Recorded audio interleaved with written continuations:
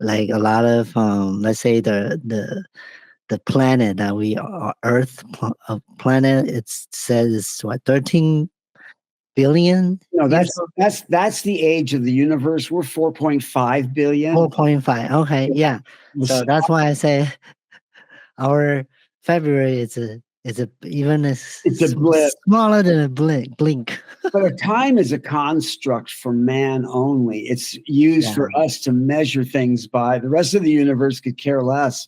It does what it does, and it just keeps doing it. And we're the only ones concerned with, oh, I've got to be here. I've got to be there. I'm I this old. I'm know. that. You know.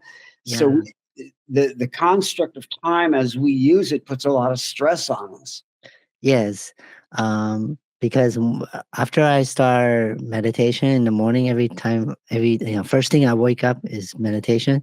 So now I'm more calm. Even if I have to go stuck in the traffic and everybody's around me is rushing, and sometimes I was like see the people drive so fast and then they have to stop at the red light next to me. I'm, I'm thinking, where are you rushing to go to? You're not going anywhere. So My favorite one is that person who's behind you and they have to get around you and they don't go any further than you do. you're right. And So usually you pass them.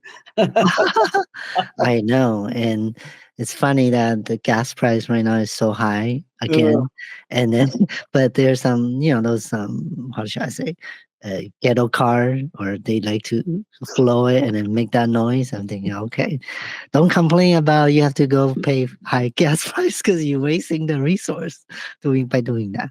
Well, either that and everybody's driving an SUV, which is Oh just yeah, trucks. terrible on gas mileage. Wow, I imagine before they already have to spend like $100 to fill the tank. Now probably 150 to 80, right? Those Well, big trucks. my particular car, Hmm. it only takes like 18 gallons, but I have to use premium in it. Yeah. So, it's costing me $75, $80 to fill it up. Wow. So I put 30 in. Yeah, there's a joke like right now we bring $100 bill for pay the gas. They don't need to have a lot of change for us. They don't. What else? That's pretty bad. Yeah. Well, so we're kind of off topic here, but Yes. we're talking about time. So, we because we talk about Joseph Campbell a lot, and then you were kind of mentioned that the Star Wars movie, it's kind of related to his theory or his philosophy behind it. Yeah, Correct? not kind of. I mean, Campbell and George Lucas met several times at Skywalker Ranch, and George Lucas employed a lot of uh, Joseph Campbell's philosophy. And of Right. course, Joseph Campbell gathered his philosophy from so many mythologies around the world. So it's a collection, actually. And George Lucas just utilized it for Star Wars. But it's really simple. The basic concept is, there's the Force, and it doesn't define a deity. What it does is it talks about an energy that flows through the universe. Now, sometimes Right. they can get even a little wowed out from me when they talk about it flows through everything. And yes, it does. Because in actuality, there is only one energy in the entire universe, and it just takes many forms.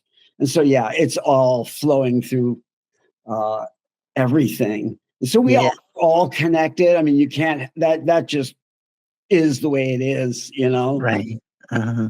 because of because of the nature of the universe. Yes. And when you talk about the movie is very influenced by different culture, and you mentioned about the fight scenes, it's Oh, related to Japan well, culture. samurai, yeah. In fact,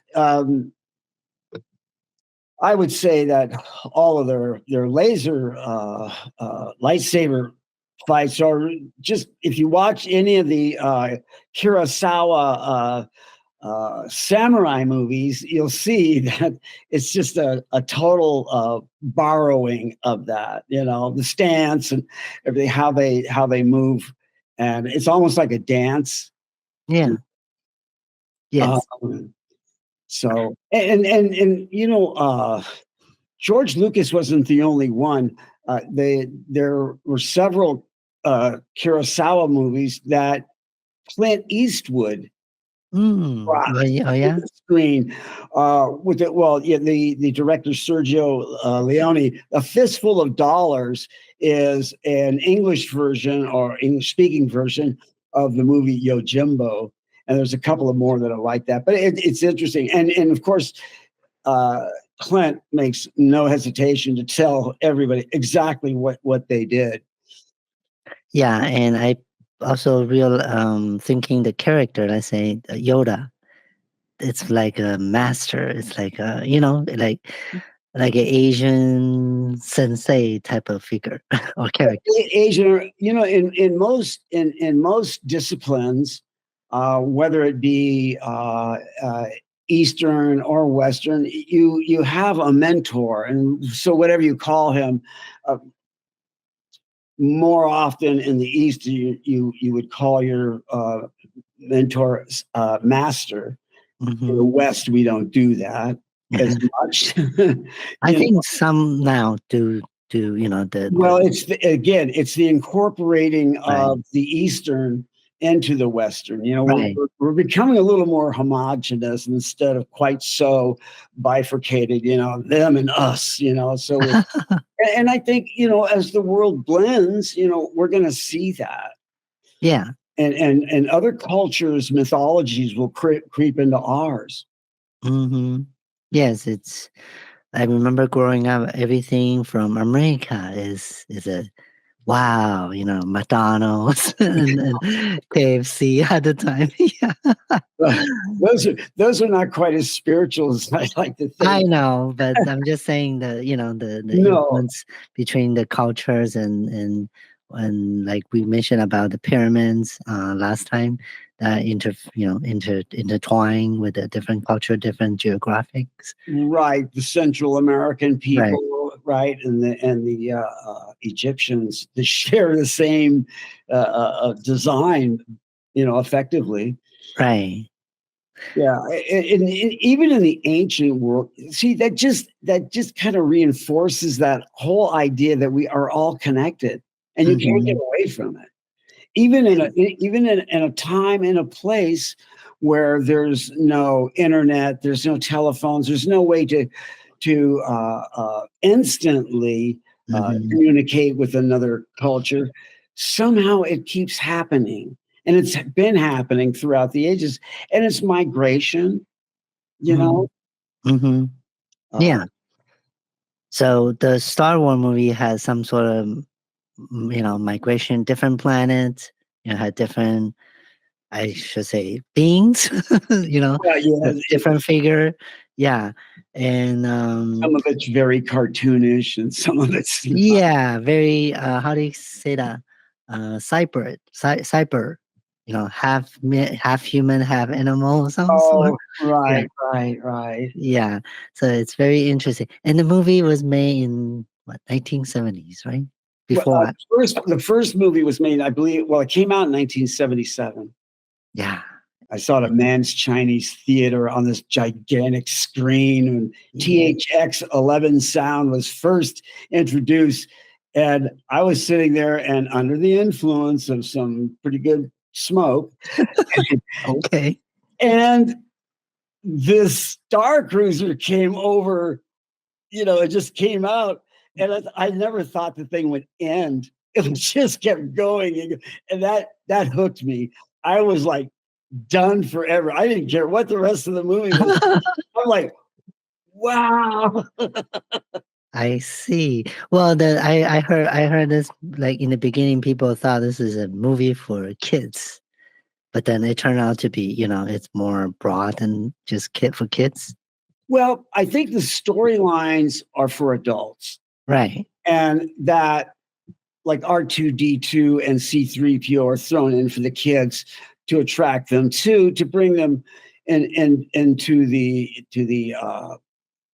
sense that they're there too.